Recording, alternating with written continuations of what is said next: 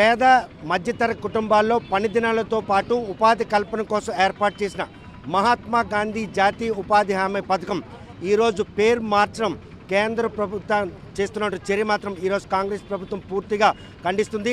చూస్తే కనుక ఆ పార్టీ తీసుకున్నటువంటి నిర్ణయాన్ని బీజేపీ ఎందుకు అటువంటి మహానుభావుడికి అవమానపరిచిందనే విషయంపై ఆందోళన కార్యక్రమం చేపడుతున్నారు. ప్రస్తుతం ఈ పేరును మాత్రం తొలగించడాన్ని మాత్రం తీవ్రంగా తప్పుపడుతూ ఆ పేరును పునరుద్ధరించాలి. ఏదైతే మహాత్ముడు పేరుతో ఉన్నటువంటి ఆ కార్యక్రమం ఈరోజు కోట్లాది మంది పేదలకు ఉపాధి కల్పనతో పాటు ఆ కుటుంబాల్లో ఆర్థిక పరిపుష్టిని కల్పించేందుకు కూడా ఎంతగానో దోహదపడింది. ప్రస్తుతం మాత్రం ఏదైతే బీవీజీ రామ్జీ పేరు మార్చారో ఆ పేరును మాత్రం ఎట్టి పరిస్థితుల్లో కూడాను యూటర్న్ తీసుకోవాలి, మహాత్మా గాంధీ జాతీయ ఉపాధి హామీ పథకాన్ని పేరునే కొనసాగించాలని చెప్పి ఈరోజు రిలే అధ్యక్ష చెప్పినటువంటి కార్యక్రమం హాజరైనటువంటి మాజీ కేంద్ర మంత్రి కిల్లి కృపానే మనతో ఉన్నారు. చూస్తే కనుక ఈ పేరు మార్పిడి వెనక ఏ దురుద్దేశం ఈరోజు ఎన్డీఏ కూటమిని మాత్రం వెంటాడుతుంది?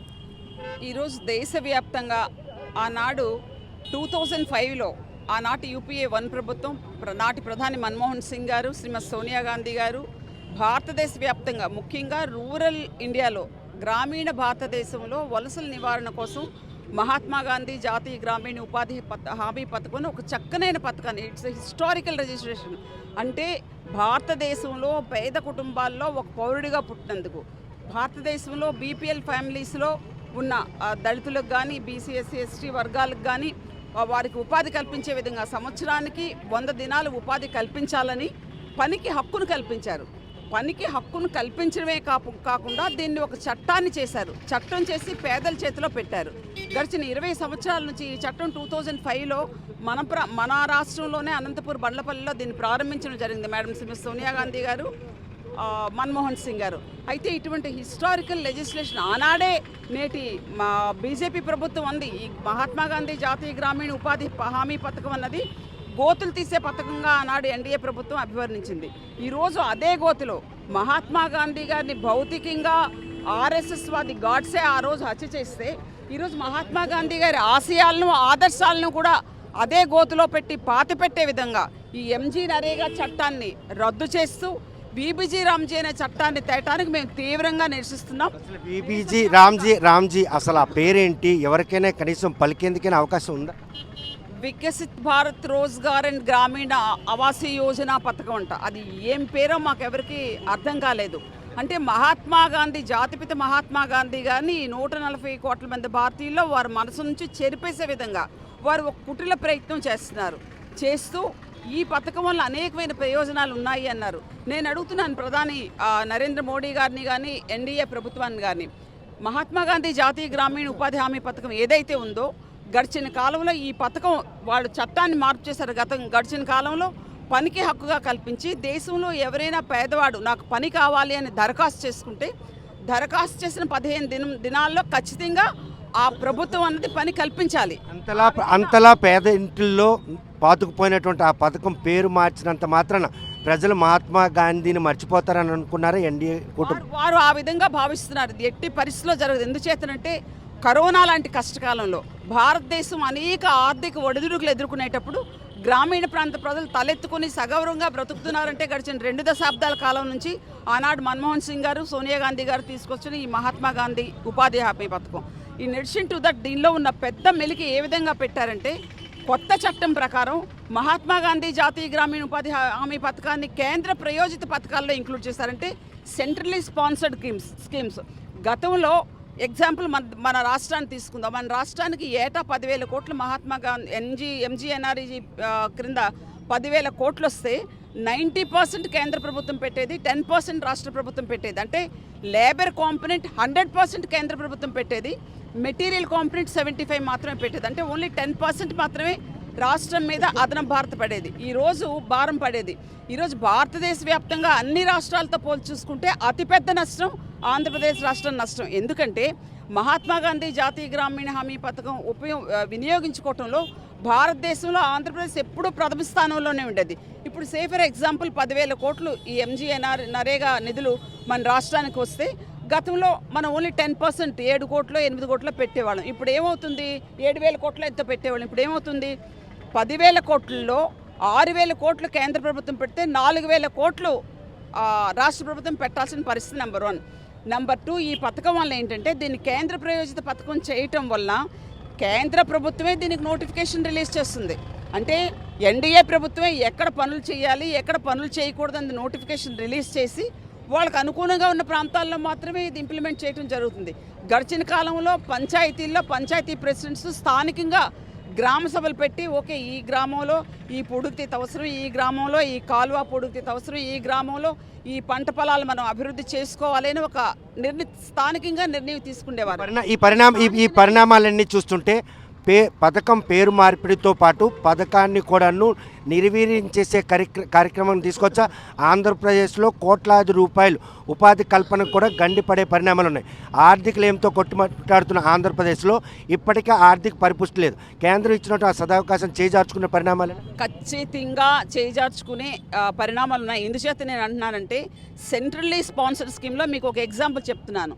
జలయజ్ఞం తీసుకోండి, 2019 to 2025, అదేవిధంగా ఇప్పుడు 2025 to 2026 ఈ మధ్యకాలంలో సెంట్రల్లీ స్పాన్సర్డ్ స్కీమ్స్లో జలయజ్ఞం కోసం మన రాష్ట్రానికి వచ్చిన నిధులన్నీ గడిచిన ప్రభుత్వం కానీ, గడిచిన వైసీపీ ప్రభుత్వం కానీ, నేటి కూటమి ప్రభుత్వం కానీ ఏ విధంగా యూజ్ చేసుకున్నారు. ఎందుచేతనంటే వారు స్పాన్సర్ చేయాల్సింది పెద్ద మొత్తంలో ఉండటం వల్ల అది ఫెయిల్ అయింది.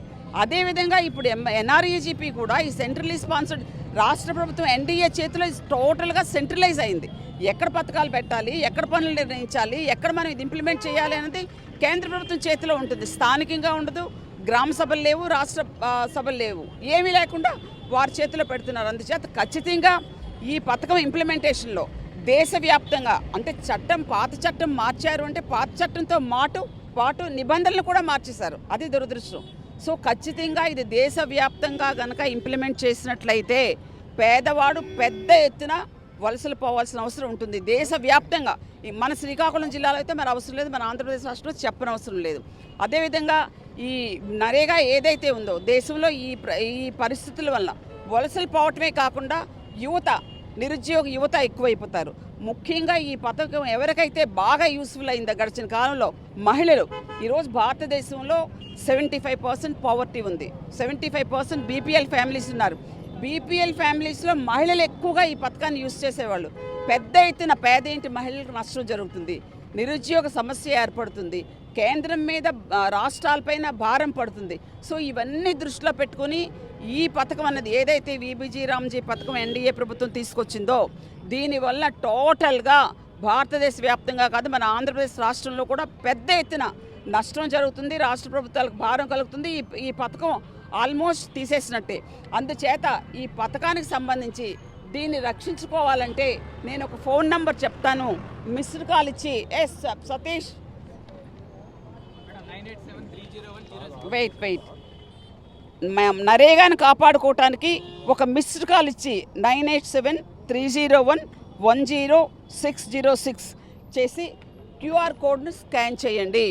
లేనట్లయితే పేదవాడి పథకం, పేదవాడి బ్రతుకు అతి దౌర్భాగ్యమైన పరిస్థితిలోకి వెళ్తుంది. దేశం కానీ రాష్ట్రం కానీ ఆర్థిక ఇబ్బందుల్లో ఉన్నప్పుడు మనసా వాచా కర్మ ఈ దేశంలో ఉన్న పేదవాళ్ళకి రక్షించే పథకం ఏదైనా ఉందంటే అది మహాత్మా గాంధీ జాతీయ ఉపాధి హామీ పథకం. ఈరోజు ఎన్డీఏ ప్రభుత్వం కుట్రపూరిత ఆలోచనలతో, దుర్మార్గపు ఆలోచనలతో, దౌర్భాగ్యపు ఆలోచనలతో దేశానికి స్వాతంత్ర్యం సాధించి పెట్టిన మహాత్మా గాంధీ, జాతిపితగా పిలుచుకున్న మన మహాత్మా గాంధీని ఆనాడు గాడ్సే ఆర్ఎస్ఎస్ వాది ఏ విధంగా భౌతికంగా హత్య చేశాడో ఈరోజు మహాత్మా గాంధీ గారి ఆశయాలను, ఆదర్శాలను, వారి ఆలోచన విధానాన్ని కూడా హత్య చేయాలని కుట్రపూరిత నిర్ణయాన్ని వారు తక్షణమే విరమించుకోనట్లయితే దేశవ్యాప్త ప్రజా ఉద్యమం వచ్చి ఎన్డీఏ ప్రభుత్వానికి 2029లో నూకలు చెల్లే విధంగా భారతదేశ ప్రజలు నిర్ణయం తీసుకుంటారని ఎన్డీఏ ప్రభుత్వాన్ని హెచ్చరిస్తూ దీనిపైన ఈ విషయం పైన దురదృష్టం రాష్ట్రంలో ఉన్న అటు వైసీపీ పార్టీ కానీ కూటమి ప్రభుత్వం కానీ మాట్లాడకపోవడం అంటే ఈ రాష్ట్రంలో ఉన్న పేదల పీక నొక్కుడే అని ఈ రెండు పార్టీలకు హెచ్చరించుకుంటూ బాధ్యత గల పౌరులుగా పేదవాళ్ళని రక్షించడానికి, పేద కుటుంబాలకి ఉపాధి కల్పించడమే కాకుండా పనికి హక్కును, ఉపాధికి భరోసాను ఇస్తూ ఒక చట్టాన్ని కల్పించాలని కాంగ్రెస్ పార్టీ తరఫున మేమందరం డిమాండ్ చేస్తూ రాహుల్ గాంధీ గారి నాయకత్వం, రాహుల్ గాంధీ గారి నాయకత్వం, శ్రీమతి సోనియా గాంధీ గారి నాయకత్వం, శ్రీమతి సోనియా గాంధీ గారి నాయకత్వం, మల్లికార్జున ఖార్గే గారి నాయకత్వం, మల్లికార్జున ఖార్గే గారి నాయకత్వం, ప్రియాంక గాంధీ గారి నాయకత్వం, ప్రియాంక గాంధీ గారి నాయకత్వం.